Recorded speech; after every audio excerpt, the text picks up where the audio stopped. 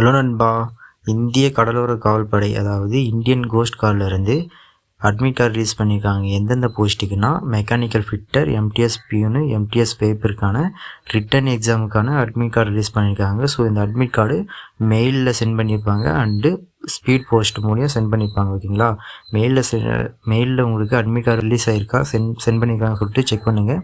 அதுக்கப்புறம் உங்களுக்கு மெயிலில் அட்மிட் கார்டு வரலன்னா போஸ்ட் மூலம் சென்ட் பண்ணியிருப்பாங்க. ஸோ கொஞ்ச நாள் வெயிட் பண்ணி ஸோ இதுக்கான எக்ஸாம் டேட்டு, இதுக்கான ரிப்போர்ட்டிங் டைமு, இதுக்கான என்னென்ன இன்ஸ்ட்ரக்ஷன் கொடுத்துருக்காங்க, என்னென்ன டாக்குமெண்ட் கொண்டு போகணுன்னு சொல்லிட்டு இப்போ டீட்டெயிலாக பார்ப்போம். ஸோ இதுதான் அவங்க கொடுத்துருக்கக்கூடிய நோட்டிஃபிகேஷன். ஓகேங்களா, எக்ஸாம் அட்மிட்கான என்னென்ன இன்ஸ்ட்ரக்ஷன் சொல்லணும், என்னென்ன டேட்டு எல்லாத்தையும் சொல்லியிருக்கக்கூடிய நோட்டிஃபிகேஷன் இது தான்.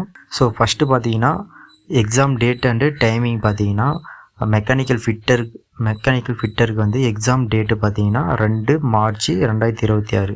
ஓகேங்களா, ரிப்போர்ட்டிங் டைமிங் பார்த்தீங்கன்னா மெக்கானிக்கல் ஃபிட்டருக்கு 11 AM.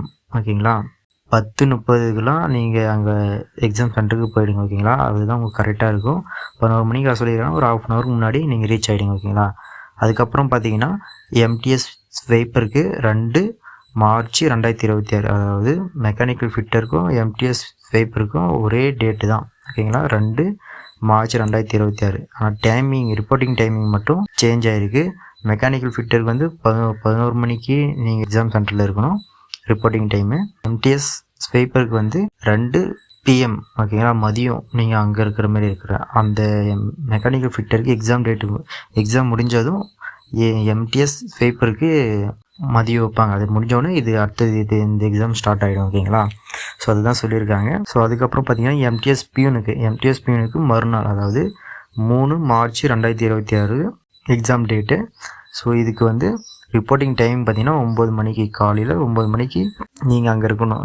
இந்த 3 இதுக்கும் இப்போ ஒரு 9 மணி சொல்லியிருக்காங்களா, நீங்கள் ½ hour முன்னாடியே அங்கே ரீச் ஆகிடுங்க. 8:30 மணிக்கெலாம் அங்கே ரீச் ஆகிடுங்க. ஓகேங்களா, ஸோ அதுக்கப்புறம் பார்த்தீங்கன்னா எக்ஸாம் சென்டர் கொடுத்துருக்காங்க. நீங்கள் எந்த லொக்கேஷனுக்கு நீங்கள் எக்ஸாம் சென்டருக்கு போகணும்னு சொல்லிட்டு அட்ரஸ் கொடுத்துருக்காங்க. இந்த அட்ரஸ் நோட் பண்ணிக்கோங்க. ஓகேங்களா, இந்த அட்ரஸில் தான் உங்களுக்கு எக்ஸாம் நடக்க போகுது. ஸோ எல்லோரும் நோட் பண்ணிவிட்டு கரெக்டாக லொக்கேஷன் போட்டு கரெக்டாக பார்த்துப்பாங்க. ஓகேங்களா, ஸோ இதுக்கான அட்மிட் கார்டு இன்ஃபர்மேஷன் பார்த்தீங்கன்னா அட்மிட் கார்டு ஆல்ரெடி சென்ட் பண்ணிட்டாங்க. ஓகேங்களா, நான் சொன்ன மாதிரி மெயில் அண்டு போஸ்ட் மூலம் சென்ட் பண்ணிட்டாங்க. அட்மிட் கார்டு இல்லாதவங்க ரிப்போர்ட்டிங் டைமுக்கு ½ hour முன்னாடி சென்டருக்கு போயிட்டு சொன்னீங்கன்னா உங்களுடைய ஐடி ப்ரூஃப் அப்ளிகேஷன் ஃபார்ம் கொடுத்தீங்கன்னா உங்களுக்கு அட்மிட் கார்டு தருவாங்க. ஓகேங்களா, அவங்களே. அது இல்லாமல் ஒரு சில இப்போ மெக்கானிக்கல் ஃபிட்டர்னால் யாராவது அப்ளை பண்ணிக்கிறாங்களோ அவங்களே விட்டுருக்காங்க. ஓகேங்களா, எம்டிஎஸ் பியூனுக்கும் எம்டிஎஸ் பேப்பருக்கும் தனித்தனியாக அவங்களே லிஸ்ட் விட்ருக்காங்க, யாரெல்லாம் அப்ளை பண்ணியிருக்காங்கன்னு சொல்லிட்டு. அட்மிட் கார்டு ரிலீஸ் பண்ணி இந்த லிஸ்ட்டெல்லாம் அவங்களே இந்த நோட்டிஃபிகேஷனில் கீழே கொடுத்துருக்காங்க. நான் காமிக்கிறேன் உங்களுக்கு. ஸோ அதை பார்த்துக்குங்க உங்களுடைய. ஸோ அதுக்கப்புறம் பார்த்தீங்கன்னா பயோமெட்ரிக் வெரிஃபிகேஷன் பார்த்தீங்கன்னா நீங்கள் எக்ஸாம் சென்டருக்கு வந்ததும் ஃபிங்கர் பிரிண்ட்டு, பயோமெட்ரிக் எடுப்பாங்க. அதுக்கப்புறம் ஃபோட்டோ வெரிஃபிகேஷன் பண்ணுவாங்க. ஓகேங்களா, இது வந்து ஃபேக்காக கேண்டிடேட்டை வெளியே அனுப்பத்துக்கு. ஓகேங்களா, ஸோ அதுக்கு தான் இது 2 இதுவும் வெரிஃபை பண்ணுறாங்க. ஃபிங்கர் பிரிண்டர் வெரிஃபை பண்ணுவாங்க அண்டு ஃபோட்டோ வெரிஃபிகேஷன் பண்ணுவாங்க உங்களுக்கு. அதுக்கப்புறம் பார்த்தீங்கன்னா நீங்கள் எக்ஸாம் சென்டருக்கு போகும்போது என்னென்ன டாக்குமெண்ட் கொண்டு போகணுன்னா Aadhaar card, 10th mark sheet, certificate எல்லாமே ஒரிஜினல். ஓகேங்களா, ஜெராக்ஸ் வந்து 2 செட்டு ஜெராக்ஸ் போட்டுக்குங்க. இருந்தாலும் ஒரிஜினல் தான் மோஸ்ட்டு. ஓகேங்களா, நீங்கள் ஒரிஜினல் தான் எடுத்துகிட்டு போகணும். அதுக்கப்புறம் டிப்ளமோ டிகிரி சர்டிஃபிகேட்டுக்கான ப்ரூஃப், அதாவது ஒரிஜினல் நீங்கள் சர்டிஃபிகேட் எடுத்துகிட்டு போகணும். அதுக்கப்புறம் கேட்டகரி சர்டிஃபிகேட்டு, நீங்கள் SCயா EWS OBCயான்னு சொல்லிட்டு இருக்கு இல்லைங்களா, அது உங்களுடைய கேட்டகரி சர்டிஃபிகேட் எடுத்துகிட்டு போகணும். அப்புறம் எக்ஸ்பீரியன்ஸ் சர்டிஃபிகேட் எடுத்துகிட்டு போகணும்.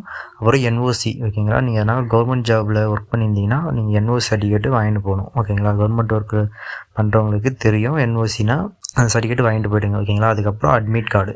அதுக்கப்புறம் பார்த்தீங்கன்னா நீங்கள் டாக்குமெண்ட் டேட் இஷ்யூ பார்த்தீங்கன்னா உங்களுக்கு 20 ஜனவரி 2026. இந்த டேட்டுக்கு அப்புறம் இஷ்யூ ஆன சர்டிஃபிகேட்டு அக்செப்ட் பண்ண மாட்டாங்க. ஓகேங்களா, இதுக்கு முன்னாடி இருக்கிற சர்டிஃபிகேட்டில் இது பண்ணுவீங்களா, அந்த டேட்டுக்கு அப்புறம் தான் அக்செப்ட் பண்ணுவாங்க. ஓகேங்களா, ஏன்னா நீங்கள் அப்ளை பண்ணி இது ஒரு டேட்டில் இருக்கும்.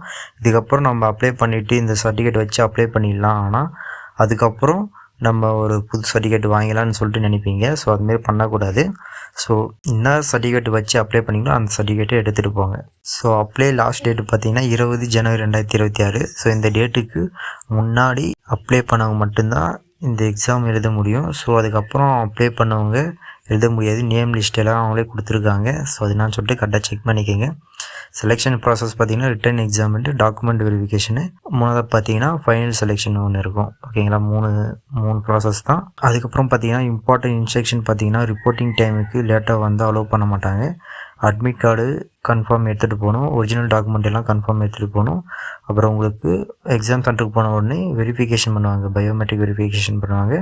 ஏன் அந்த வெரிஃபிகேஷன் பண்ணுறாங்கன்னா ராங் கேண்டிடேட்டை வெளியே டிஸ்குவாலிஃபை பண்ணுறதுக்கு தான் இந்த பயோமெட்ரிக் வெரிஃபிகேஷன்லாம் பண்ணுறாங்க. ஓகேங்களா, ஃபோட்டோ வெரிஃபிகேஷன்லாம் கரெக்டாக பண்ணுவாங்க. ஸோ கரெக்டாக பார்த்து எக்ஸாம் எழுதுங்க.